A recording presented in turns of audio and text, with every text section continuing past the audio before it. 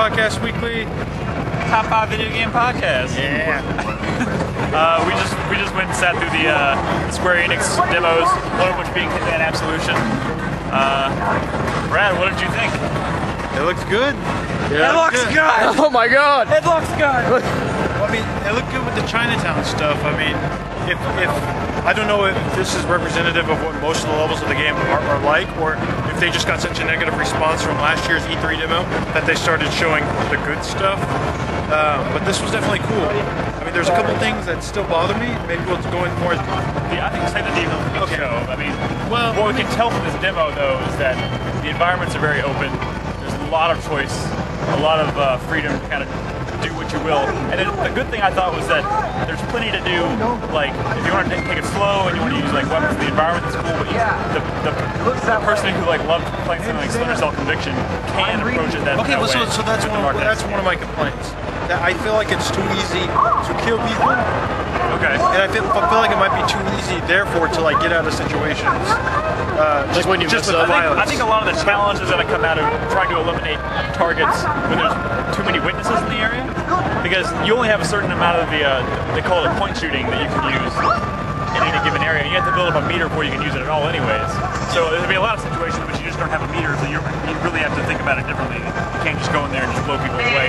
But I mean, there was a lot of situations where he probably could have just pulled out his gun and shot a guy in the head. I mean, but he was trying to show off that you can do that if you wanted. But see, in a game like Blood Money and the Hitman game before that, you really couldn't do it because the controls suck too much. Well, now the controls are good.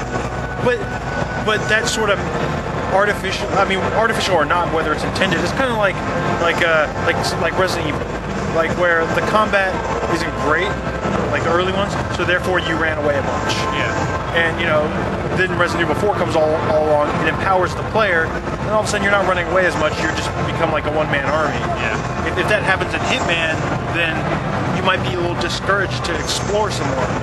Before, it was very trial and error, because when she went bad, you were probably going to die, but what that made you do is explore more, observe more, and experiment more. Not just sort of fall back on shooting everybody in heads. And Splinter Cell Conviction had that problem, where a lot of times you approach the scenario being really snaky, but when she went bad, you just shot everybody in the head. That's true. And I hope that is very limited, very restrained. We can play the actual Chinatown demo tomorrow. What they showed us was a completely new level. I'm not sure if it's on the internet yet, but it's called Streets of Hope. Streets of Hope. Where you had to eliminate five targets and then kidnap someone else. With 2 checkpoints, only 2 checkpoints. Only 2 checkpoints, which is cool that they actually keep track of how many checkpoints there are. And how many kills you get, or And did you how many notice? hits you achieve during the Did you checkpoint. notice every time you killed somebody who wasn't a target, you got points deducted?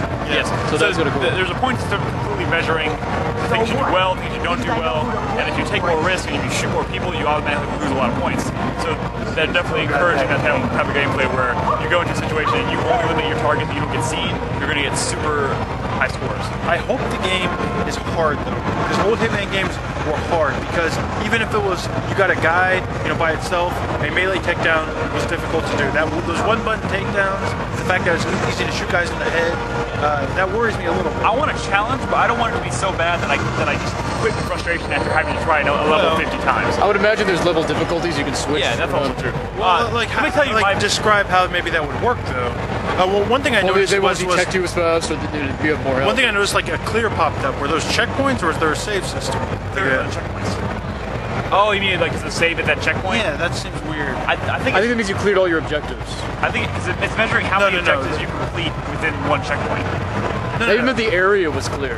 Like when he snuck past the. It said clear. That worker, it said clear. That wasn't an objective. Was that like a checkpoint? I think it means maybe the area is clear. I don't know. We'll talk about that on the actual show. Right. My biggest problem I actually had with the demo we just saw was actually how every time someone died a horrible, brutal death, no police officers in the area seemed to care that he was just this dude walking out of this crime scene. Yeah. Like somebody looking different. Dude just got crushed by a car, and then usually cops say nobody move, and then you rope off the area and nobody's allowed to leave. But this guy's just like, I'm gonna stroll on out, and nobody does anything. That's very Hitman, but I will say, when shit goes wrong like that, Like their like suspicion meter goes up real high. Yeah. So like if there's an explosion, like it's really hard to like walk past the cops. I don't want them to sort of like dumb that down and streamline it. No, I don't either. I don't want this game to be too easy, because when it's too easy, you won't experiment. Yeah. You know? That's true. Okay, so let's cut it there, and we'll talk about it in depth. We'll describe the demo we saw on the show tonight, and we'll talk about our impressions of actually playing it tomorrow. We'll have played it. But yeah, there's a lot to say about the demo, I think. So let's just say like what has been shown over the past week and with this demo is leagues more exciting than what was shown last year, which, you know, I called it crap. Y'all thought I was being negative. That's because this is what I was expecting. And hopefully, even though you were kind of making a little bit of excuses for this, you now understand why that is better than what we saw last year. I don't want to say I was making excuses, but from day one, I was like, I think these things don't exist. But you understand why I think that is leagues better. Yes. Than, oh yeah, definitely. Okay. Yeah, definitely. Okay. No question about that. And why Hitman is different than something like Splinter Cell Conviction. Yes. Okay. I don't want to play Splinter Cell Conviction either. But let's just say I got Hitman back. Hitman's back. Tomb Raider's still a little iffy on that one. We'll talk about this on the show. I don't want to be totally negative about Tomb Raider, because I do think a lot of it looks really good. We'll see. But we'll talk about it on the show. So let's cut it there. Good. Later, guys. See you tomorrow.